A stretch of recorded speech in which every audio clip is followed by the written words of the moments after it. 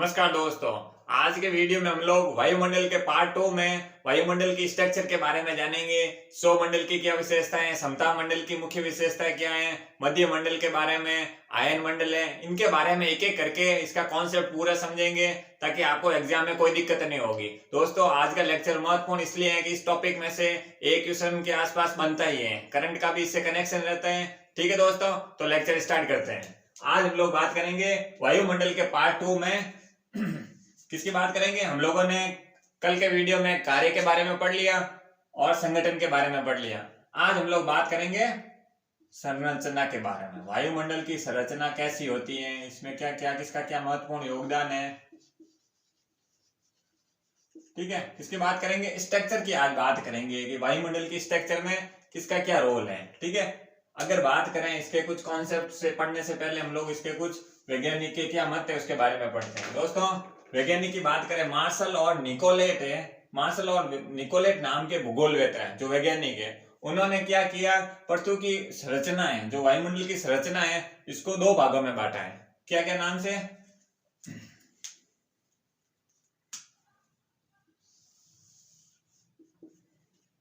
वायुमंडल की संरचना को दो भागों में बांटा। एक हो गया सममंडल, ठीक है, और दूसरा विषम मंडल।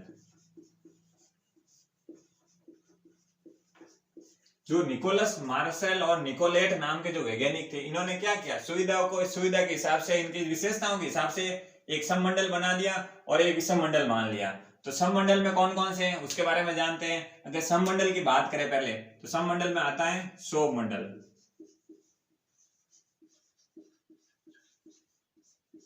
ठीक है, अगर इंग्लिश की बात करें ट्रोपोस्फेयर। ठीक है, ये हो गई सौरमंडल की बात। दूसरा कौन सा आता है, समताप मंडल।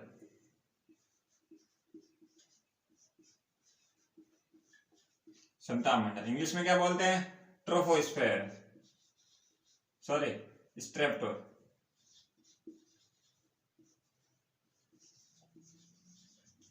स्ट्रेप्टोस्फेयर हो गया। इसके अलावा सौरमंडल, समताप मंडल और मध्य मंडल। ठीक है, मेसोस्फेयर। ये है जो सममंडल में, अगर आपको पता होना चाहिए सममंडल कहां से कहां तक है, इसके बारे में भी बताऊंगा आपको। जो 0 से 90 डिग्री के किलोमीटर का जो ऊंचाई है, यहां तक इसका विस्तार है सममंडल का। ठीक है, कहां से कहां तक, 0 से 90 किलोमीटर तक किसका विस्तार है, सममंडल का हो गया। ठीक है, ये तो हो गई सममंडल की बात। इसे क्या बोल सकते हैं अपन, इसको अपन लोग अभी एक्सोस्फेयर और क्या बोलते हैं, और देख लेते हैं इसको, सॉरी होमोस्फेयर। इंग्लिश में इसे क्या बोलते हैं, होमोस्फेयर, और इसे हेटेरोस्फेयर, हेटेरोस्फेयर। ठीक है, ये क्लियर हो गया। अब बात ये सममंडल के बारे में। अब हम लोग क्या करेंगे, एक एक करके सममंडल की विशेषताओं की, इसमें जो सौरमंडल है, समताप मंडल, इन सबको अलग से पढ़ेंगे। पहले हम लोग जो सममंडल और विषम मंडल में कौन कौन सी लहरें आती हैं उसके बारे में बात करेंगे। तो इसमें क्या हो गया, ये तो हो गया विषम मंडल, हेटेरोस्फेयर। इसमें आ जाएगा आयन मंडल। ठीक है, ये हो गया आयन मंडल। मतलब इंग्लिश में इसे क्या बोलेंगे, आयनो स्फेयर। ठीक है, इसके अलावा बहिर्मंडल। ठीक है, क्या बोलेंगे, एक्सोस्फेयर।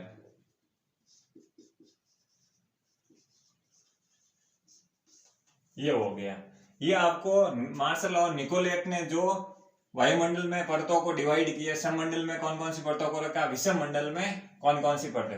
अब हम लोग इनकी विशेषताओं के साथ साथ पूरा कॉन्सेप्ट समझने की कोशिश करेंगे।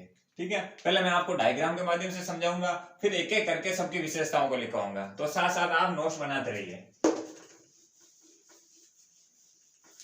ठीक है दोस्तों, अब हम लोग पहले एक डायग्राम से समझ लेते हैं कि किसकी स्थिति कहां पर है, उसके हिसाब से।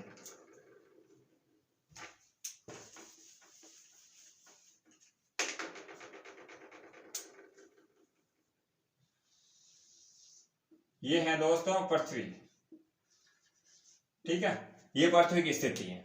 अब हम लोग ये पढ़ते हैं वायुमंडल की, तो कहीं ना कहीं वायुमंडल में इसकी ऊंचाई के हिसाब से अपन पढ़ते हैं कहाँ उपस्थित होती है। अगर पृथ्वी के सबसे नजदीकी परत की बात करें, ये परत है, कौन सी परत है, क्षोभ मंडल।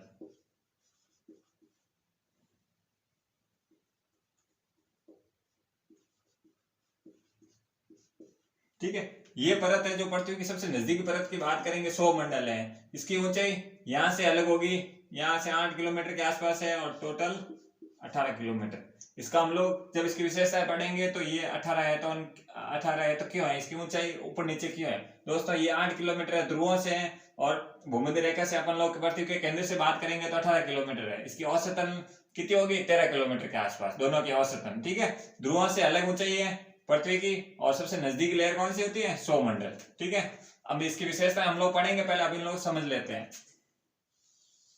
देखिए, ये तो होगी क्षोभ मंडल की बात। अब ये जो सीमा है ये क्या है, ये क्षोभ सीमा बोलते हैं इसे। ठीक है, ये तो 18 किलोमीटर हो गई। ठीक है, और अब इसके ऊपर ये यहां तक है 50 किलोमीटर। ये कौन सी लहर है, ये है समताप मंडल। ऊपर ऊपर से बता रहा हूं दोस्तों, सबकी विशेषता पढ़ेंगे। समताप मंडल, ये समताप मंडल की स्थिति होगी, क्षोभ मंडल सीमा होगी, फिर उसके ऊपर आ जाता है 18 से, अगर हम लोग या इसको औसतन 13 मान के भी 50 तक जाता है, तो अगर यहाँ से क्षोभ सीमा से बात करेंगे तब 50 किलोमीटर है, यहाँ से काउंट करेंगे तो आप दोनों को जोड़ देना टोटल। ठीक है, ये तो हो गया समताप मंडल। समताप मंडल वाली सीमा, क्षोभ मंडल के ऊपर की जो क्या नाम है लहर होती है, वो है समताप मंडल, और ये क्या है, समताप मंडल की सीमा होगी। ठीक है, समताप सीमा बोल सकते हैं आप। ठीक है, समताप मंडल की ये सीमा हो गई। अब बात करते हैं आगे की। ठीक है, इसके ये क्या हो गया, ये है मध्य मंडल।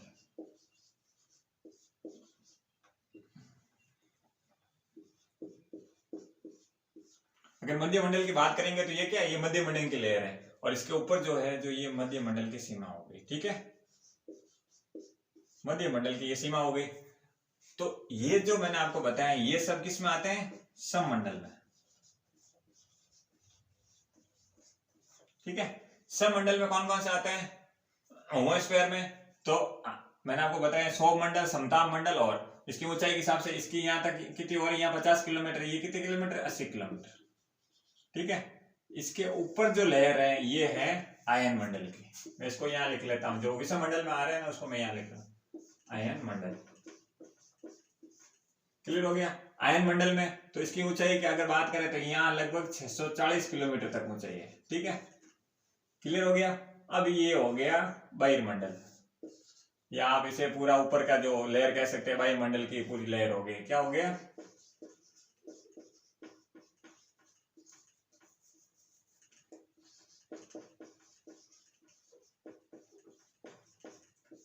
ये हो गया वायुमंडल। ये जो विषमंडल के भाग हैं आयन, हम सबकी एक एक करके विशेषता बढ़ेंगे। ये लगभग वायुमंडल का भाग कहां तक जाता है, 1000 किलोमीटर तक। ठीक है, 1000 से, हाँ 1000 किलोमीटर तक, फिर धीरे धीरे इसकी ऊंचाई और बढ़ती रहती है। तो ये हो गए जो सममंडल और विषमंडल की जो लहरें हैं। अब हम लोग एक एक करके सबकी विशेषताओं के पढ़ेंगे। ठीक है, ये आप समझ गए होंगे, आप डायग्राम बना दे ताकि चीजें और इजी हो जाएगी।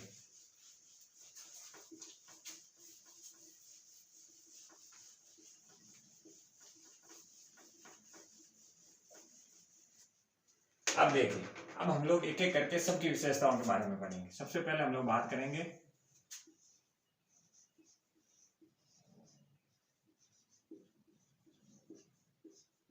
क्षोभ मंडल के बारे में, ट्रोपोस्फीयर के बारे में आज हम लोग सबसे पहले बात करेंगे। अगर ट्रोपोस्फीयर की बात करें,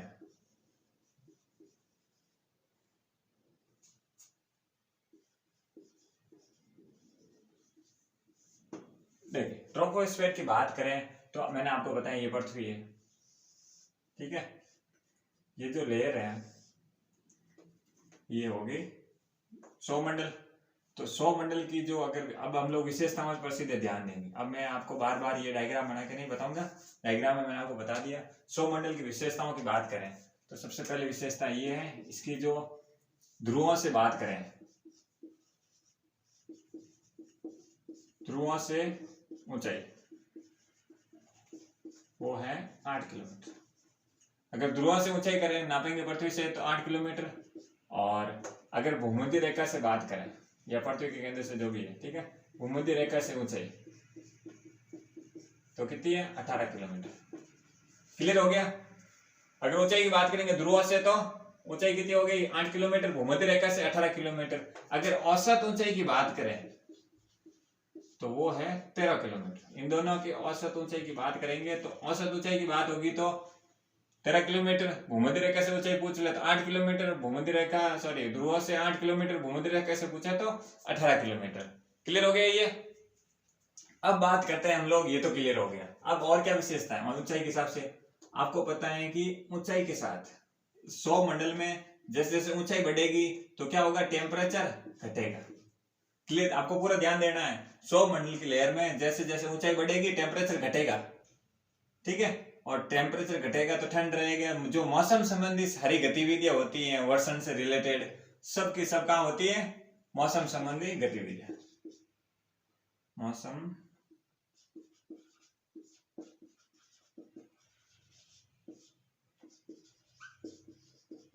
मौसम परिवर्तन, वायुमंडल परिवर्तन, जो भी मौसम संबंधी क्रियाएं होती है वो कहाँ होती है? 100 मंडल में, ठीक है ना। जो मुख्य बिंदु है मैं आपको बता रहा हूँ, ठीक है। इसकी ऊंचाई कितनी है इसका बता दिया मैंने, औसत ऊंचाई कितनी है, और टेम्परेचर की बात करें तो ऊंचाई के साथ बढ़ता है, ठीक है। इस 100 मंडल के जस्ट बाद आ जाती है शोभ सीमा।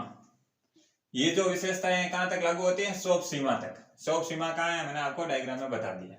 तो ये दोस्तों बात होगी 100 मंडल की जो मुख्य विशेषताएं थी, बस आपको ये ध्यान रखना है।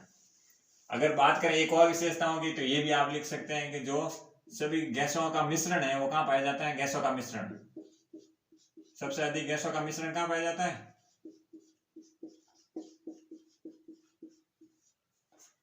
यहीं पर 100 मंडल में। अगर आप पूछ ले सबसे अधिक गैसों का मिश्रण कहाँ पाया जाता है? 100 मंडल की सीमा में, ठीक है, 100 मंडल की लेयर में हो रहा है। ये तो बात होगी 100 मंडल की। अब आ जाती है दूसरे नंबर पर समताप मंडल,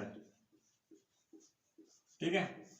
किसकी बात आती है? समताप मंडल। समताप मंडल को ट्रोपोस्फीयर सॉरी स्ट्रेटोस्फीयर बोलते हैं, ठीक है ना। स्ट्रेटोस्फीयर की बात करें तो स्ट्रेटोस्फीयर में क्या होता है मैंने आपको बताई 100 मंडल के बारे में। 100 मंडल के ऊपर से ऊपर की जो लेयर होती है कितने किलोमीटर तक?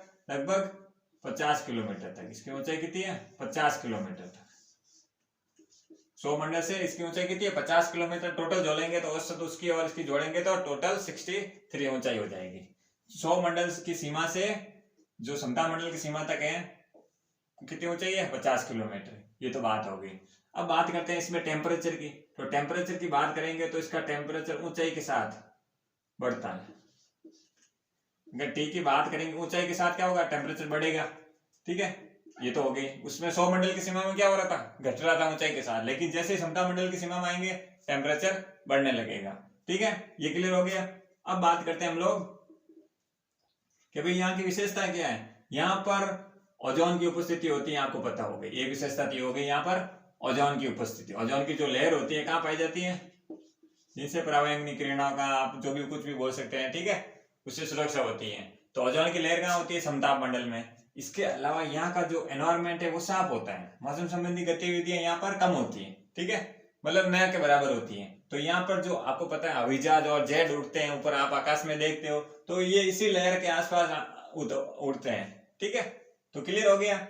इसकी विशेषता मौसम संबंधी गतिविधि तो अपन लोगों ने 100 मंडल में पढ़ ली, लेकिन यहाँ पर मौसम साफ रहता है, वायुमंडल एकदम साफ है। तो यहाँ पर अंतरिक्ष क्या नाम है, जेट उड़ना, विमान उड़ना यहाँ पर सामान्य क्रिया होती है। टेम्परेचर यहाँ ऊंचाई के साथ बढ़ता है, ठीक है। ये बात होगी समताप मंडल की। अब हम लोग बात करेंगे तीसरे नंबर पर कौन सी है।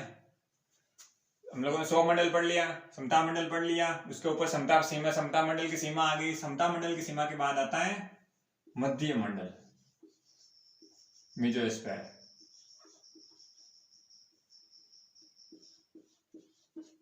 ठीक है।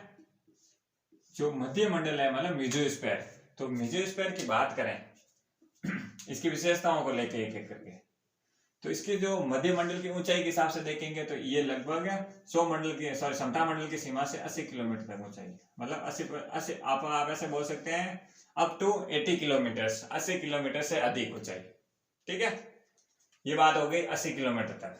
अब अगर बात करें इसकी क्या विशेषता है दोस्तों, यहाँ पर टेम्परेचर है फिर गिरता है ऊंचाई के साथ, बस ये ध्यान रखना। जैसे जैसे ऊंचाई बढ़ेगी टेम्परेचर यहाँ गिरे, 100 मंडल में घट रहा था टेम्परेचर, समता मंडल में वापस बढ़ रहा था, और मध्य मंडल में फिर टेम्परेचर गिरेगा। ठीक है, लेकिन इसलिए यहाँ पर सबसे ठंडी परत या इसका जो टेम्परेचर है लगभग कितना चला जाता है मध्य मंडल में। अगर टेम्परेचर की बात करें मध्य मंडल में तो टेम्परेचर होता है -100 डिग्री, माइनस कितने 100 डिग्री तक चला जाता है, 100 डिग्री सेंटीग्रेड तक माइनस में टेम्परेचर चला जाता है। तो अब आप समझ चुके होंगे जो सबसे बड़ी इन परतों में अगर ठंडी परत की बात करें तो सबसे ठंडी परत कौन सी होगी, या सबसे बड़ी ठंडी परत कौन सी है, मध्य मंडल में है। ठीक है, सबसे मध्य मंडल, सबसे अगर बात करें वायुमंडल की सबसे ठंडी परत की तो मध्य मंडल है। ठीक है, अपन परतों के बारे में पढ़ रहे हैं ऊंचाई के साथ साथ, तो सबसे ठंडी परत कौन सी होगी, मध्य मंडल। अगर आपको पूछ ले एग्जाम में सबसे ठंडी परत कौन सी है, वो है मध्य मंडल।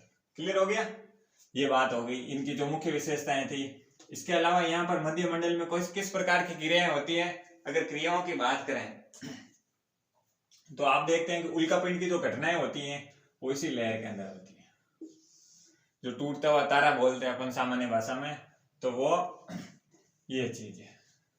ठीक है, मध्य मंडल में टेम्परेचर -100 डिग्री तक चला जाता है, मतलब ऊंचाई के साथ टेम्परेचर गिर रहा है, तापमान कम हो रहा है ऊंचाई के साथ। 100 मंडल में हम लोगों ने गिरता हुआ बताया, समता मंडल में बढ़ रहा था, मध्य मंडल में फिर टेम्परेचर गिर रहा है। क्लियर हो गया, ये बात हो गया। सबसे वायुमंडल की सबसे ठंडी परत की बोलेंगे तो ये मध्य मंडल हो गया, अप टू 80 किलोमीटर की ऊंचाई है। ठीक है, ये बात होगी। हम लोगों ने सब मंडल में जो थे 100 मंडल, समता मंडल और मध्य मंडल, इसके बारे में पढ़ लिया। अब हम लोग देख लेते हैं विषम मंडल में कौन कौन सी चीजें आ रही है। अगर विषम मंडल की बात करें तो इसमें सबसे पहले कौन सा आ रहा है, आयन मंडल।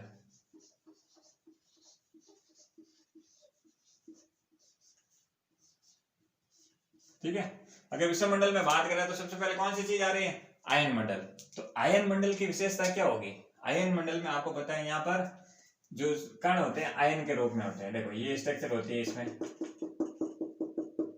या आयंस, बहुत सारे आयंस कण के रूप में होते हैं। ठीक है, ये तो बात होगी। अब आप समझ गए होंगे यहाँ पर टेम्परेचर ऊंचाई के साथ बढ़ता है। अगर टेम्परेचर की बात करेंगे तो आयन मंडल में इसमें टेम्परेचर बढ़ने लगते हैं। ठीक है, ये तो बात हो गई, ये आयंस हो गई ऊंचाई। टेम्परेचर कहां तक, मतलब इसका ऊंचाई की बात करें, अपन लोगों ने ऊंचाई की बात नहीं की, 640 किलोमीटर इसकी ऊंचाई बढ़ते, फिर बढ़ के 640 से स्टार्ट होकर कितनी बढ़ जाती है, लगभग 1400 किलोमीटर तक। अगर आयन मंडल की बात करें टेम्परेचर ऊंचाई के साथ बढ़ रहा है। ठीक है, हम लोगों ने 100 मंडल में घट रहा था, समता मंडल में बढ़ रहा था, मध्य मंडल में फिर घट रहा था, आयन मंडल में फिर बढ़ रहा है।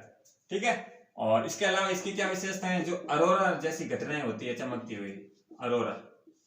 ठीक है, अरोरा जैसी घटनाएं होती हैं वो इसी आयन मंडल के अंदर होती है। ठीक है, अरोरा की जो घटनाएं होती है वो इसी आयन मंडल में होती है। तो ये जो आयन मंडल की जो मुख्य विशेषताएं थी ये मैंने आपको बता दी। ये किसका भाग है, विषम मंडल का। ठीक है, विषम मंडल का पहला तो अपन लोगों ने आयन मंडल के बारे में पढ़ लिया। इसमें दोस्तों फैक्ट ही है, इसलिए मैं आपको डायग्राम से तो मैंने बता दिया, लेकिन जो फैक्ट्स हैं इसकी कुछ विशेषताएं हैं उसको मैं एक एक करके आपको बता रहा हूँ। और इसके बाद आता है दूसरा विषम मंडल का बहिर्मंडल। ठीक है, एक्सोस्फीयर की बात करें, अगर एक्सोस्फीयर की बात करें तो इसमें ये दोस्तों, ये जो ऊपरी अंतरिक्ष का क्षेत्र होता है जिसमें ग्रह उपग्रह का जो रहता है मामला। ठीक है, और जो कौन सा मंडल है, सबसे बाहरी मंडल हो गया। ठीक है, सबसे बाहरी मंडल अंतरिक्ष का जो सबसे बाहरी मंडल कौन सा हो गया, एक्सोस्फीयर। और इसमें जो अंतरिक्ष संबंधी गतिविधियां होती हैं वो सब होती हैं कहाँ पर, बहिर्मंडल में। आप अंतरिक्ष से रिलेटेड कोई भी प्रयोग कर रहे हो, उपग्रह की बात करें तो वो सब किससे रिलेटेड है, बहिर्ग्रह से। आयन ग्रह की एक चीज मैंने बताई नहीं थी, एक चीज है जो पृथ्वी से अपन लोग रेडियो तरंगे भेजते हैं। ठीक है, वो कहां से परावर्तित होती है, आयन मंडल से। किस मंडल से, ये मैंने आपको ये विशेषण नहीं, आप ऐड कर दें, आयन मंडल से। पृथ्वी से जो रेडियो तरंगे अपन लोग सुनते हैं, ठीक है, वो रेडियो तरंगे कहाँ जाती है, आयन मंडल में। आयन मंडल से वापस परावर्तित होती है। तो रेडियो तरंगे कहाँ से परावर्तित हो रही है, आयन मंडल से। ठीक है, ये दोस्तों सममंडल और विषम मंडल के जो मैंने पार्ट्स थे उसके बारे में अलग से आपको टोटली बता दिया। और कृत्रिम उपग्रह की बात करेंगे तो ये बहिर्मंडल का भाग है। आपको डायग्राम बना लेना चाहिए जो मैंने आपको बताया। फिर आप एक एक करके सबकी विशेषताओं को डिफाइन करेंगे तो दोस्तों आपको कहीं से भी पढ़ने की जरूरत नहीं पड़ेगी। ठीक है दोस्तों, ये आज का लेक्चर दोस्तों यहीं पर पूरा हो रहा है। मैंने वायुमंडल के पार्ट 1, अगर आपने पार्ट 1 नहीं देखा है तो पहले आप उसको समझिए। इसमें मैंने वायुमंडल की संरचना के बारे में विस्तार से समझाए हैं। तो प्लीज आप लाइक कीजिए, शेयर कीजिए, सब्सक्राइब कीजिए। अगर वीडियो में किसी प्रकार की कमी है तो प्लीज आप सुझाव दीजिए कमेंट बॉक्स में। थैंक यू दोस्तों।